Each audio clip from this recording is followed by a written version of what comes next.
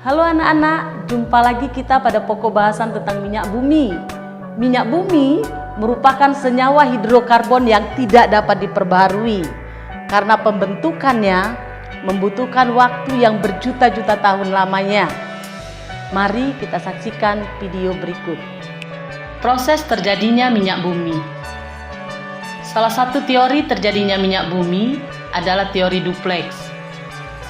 Menurut teori ini, minyak bumi terbentuk dari jasad renik yang berasal dari hewan atau tumbuhan yang telah mati.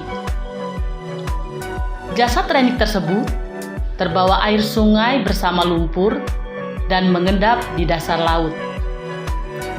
Akibat pengaruh waktu yang mencapai ribuan bahkan jutaan tahun, temperatur tinggi, dan tekanan oleh lapisan di atasnya, jasad renik berubah menjadi bintik-bintik dan gelembung minyak atau gas.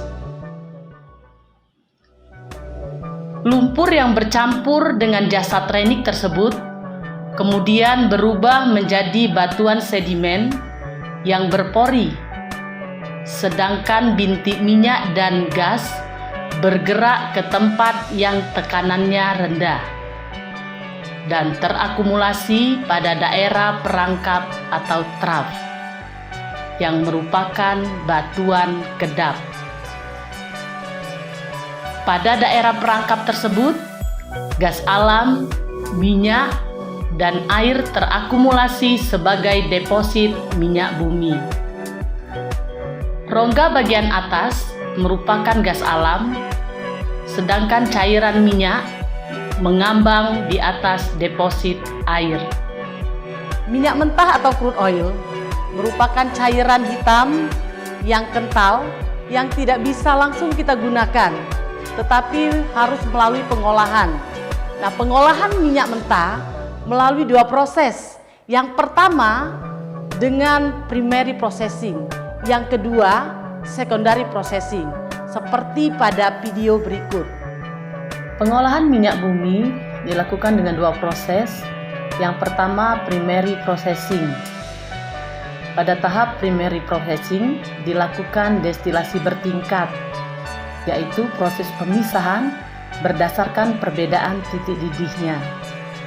Hasil dari proses destilasi bertingkat, fraksi pertama menghasilkan gas yang pada akhirnya dicairkan kembali, dikenal dengan nama LPG. Fraksi kedua disebut nafta atau gas bumi. Nafta tidak dapat langsung digunakan, tetapi diolah lebih lanjut pada tahap kedua menjadi bensin atau premium atau bahan petrokimia lainnya. Fraksi ketiga atau fraksi tengah dibuat menjadi kerosin atau minyak tanah dan aftur sebagai bahan bakar jet. Fraksi keempat adalah solar yang digunakan sebagai bahan bakar mesin diesel. Fraksi kelima disebut residu. Pengolahan tahap kedua atau disebut secondary processing dilakukan berbagai proses lanjutan dari hasil penyulingan pada tahap pertama. Proses-proses tersebut meliputi: yang pertama, perengkahan atau cracking. Pada proses ini terjadi perubahan struktur kimia. Yang kedua, ekstraksi. Pada proses ini terjadi pembersihan produk dengan menggunakan pelarut.